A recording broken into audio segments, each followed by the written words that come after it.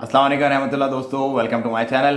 अच्छा जी, आज हम सबसे पहले डिस्कस करेंगे लॉन्ग टर्म वीज़ा जो है 5 साल और 10 साल का जो ओमान ने अनाउंस किया था, उसकी कल डिटेल्स शाया करने जा रहा है ओमान। तो बेसिकली कल बुध का दिन है और कल एक बहुत बड़ा दिन है उन लोगों के लिए जो उस वीज़ा से रिलेटेड मालूमात हासिल करना चाहते हैं, क्योंकि जितने भी छोटे मोटे और बड़े बड़े सवालात हैं सबके जवाबात आपको कल मिल जाएंगे इंशाल्लाह। किस किस को दिया जाएगा, क्या उसकी रिक्वायरमेंट होंगी, क्या रूल्स एंड रेगुलेशंस होंगे, क्या मामलात होंगे, वो पूरे इंशाल्लाह मैं कल आपको अपडेट करूंगा। तो कल आपको तमाम जितने भी लोग लॉन्ग टर्म वीज़ा चाहते हैं ओमान में 5 और 10 साल का, मुकम्मल डिटेल मिल जाएंगी उनको इंशाल्लाह। नंबर 2, मैं आज आपको बताता हूँ जो बेसिकली फैमिली विजिट वीज़ा जो करते हैं। मैं नॉर्मली अब मैं कोशिश क्या करूँगा कि वीज़ा से रिलेटेड आपको मैं ज़्यादा से ज़्यादा इन्फॉर्मेशन दूँ, क्योंकि बहुत सारे लोगों का जो कंसर्न है ना, जो सवाल है वो वीज़ा है कि वीज़ा से मुतालिक हमें बताएं कितने का होता है, फ़ीस कितनी होती है, क्योंकि नॉर्मली लोगों को फ़ीस का पता नहीं है। तो वो एजेंटों के हाथ चढ़ते हैं, वो उनको सही का काट देते हैं। तो मैं आपको फीसिस के मुतालिक भी बताया करूँगा, और हफ्ते में या दूसरे दिन या तीसरे दिन या जब भी टाइम लगेगा एक एक वीज़ा की मैं आपको डिटेल पूरी बताया करूँगा। तो आज जिस वीज़ा की मैं आपको डिटेल बताने जा रहा हूँ वो है फैमिली विजिट वीज़ा, जो कि 3 महीने का होता है और 1 महीना एक्सटेंड करवा सकते हैं। वो आप अपने तमाम जो रिलेटिव्स हैं जो आपसे लिंक्ड हैं उनके लिए आप ले सकते हैं। रिलेटिव से मुराद जो आपके रिलेशनशिप के अंदर है, ब्लड रिलेशनशिप में हो, माँ की तरफ से या बाप की तरफ से। सपोज बाज़ दफ़ा ऐसा होता है कि माँ एक है, बाप अलग अलग होते हैं। बाज़ दफ़ा ऐसा होता है कि बाप एक ही होता है, माँ अलग अलग होती हैं। तो वो भी बेसिकली काउंट किए जाते हैं आपके ब्लड रिलेटिव्स ही। तो उन तमाम के लिए आप अप्लाई कर सकते हैं। डॉक्यूमेंटेशन उसके लिए बहुत सिंपल है। जो बंदा यहाँ पे रहता है, जिसका पताका बना हुआ है, उसका पासपोर्ट चाहिए, फर्स्ट पेज और सेकंड पेज अगर तो, और वीज़ा पेज। अगर तो इंडिया का पासपोर्ट, ये पाकिस्तानी पासपोर्ट के लिए, अगर तो उसके पास इंडिया का पासपोर्ट है तो फर्स्ट पेज और लास्ट पेज उसका जो चाहिए होता है, और वीज़ा वाला पेज चाहिए होता है।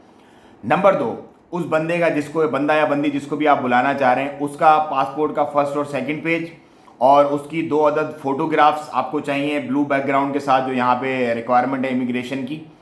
और आपका उससे रिलेशनशिप का सर्टिफिकेट चाहिए लाजमी। अगर आप लोगों के पास रिलेशनशिप सर्टिफिकेट नहीं है तो एक एफिडेविट आप अपनी एम्बेसी, जो भी आपकी कंसर्न एम्बेसी है, उससे बनवा सकते हैं। एफिडेविट का एक टेम्पलेट होता है, उसमें आप ये मेंशन करते हैं मैं इस कंपनी में काम करता हूँ, यहाँ पे मेरी इतनी सैलरी है, ये बंदा जिसको मैं बुला रहा हूँ इसकी मेरे साथ जो है ये रिलेशनशिप है। तो उनके पासपोर्ट नंबर और आपके पासपोर्ट नंबर मैच करके एम्बेसी उसको वेरीफाई करेगी, अटैच करेगी।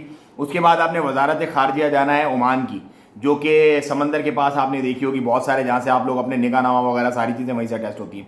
वहाँ से उसको अटैच करवाना है, अटैच करवा के वो आपका डॉक्यूमेंट जाएगा इसके साथ। उसके साथ इसकी फ़ीस जो टोटल बनती है, मतलब जो जायज़ फ़ीस बनती है, टाइपिंग शाइपिंग ये वो मिला मुलो के 25 रियाल में टोटल आपका काम हो जाता है। लेकिन एजेंट्स वो कितने में बेचते हैं वो उसका मुझे आइडिया नहीं है। मैं वो बता रहा हूँ जो कि आपका टोटल खर्चा होता है नॉर्मली इस वीज़ा को लेने के लिए। 3 महीने का ये वीज़ा होता है, 1 महीना ये एक्सटेंड कर दिया जाता है, उसकी फ़ीस फिर आपको 1 महीने एक्सटेंशन की फिर आपको फ़ीस देनी पड़ती है अलग से। तो ये थी इस वीज़ा से रिलेटेड, और एम्बेसी अपना जो 5 और 10 साल का वीज़ा उससे रिलेटेड। अब मैं आपको बताता हूँ, बहुत सारे लोगों के ऐसे मसले हैं।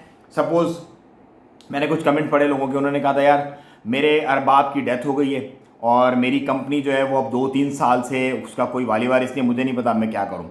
इस सूरत में आपने सबसे पहले अप्रोच करना, शरीक पार्टनर लाजमी होता है किसी, जो भी कंपनी हो शरीक पार्टनर उसके अंदर लाजमी होता है। अगर इंडिविजुअल होता है तो आप जो भी आपके अरबाब के बच्चे वगैरह हों या बीवी हो, उससे आप रब्ता करें, फ़ौरन उससे आप तनाजुल ले लें।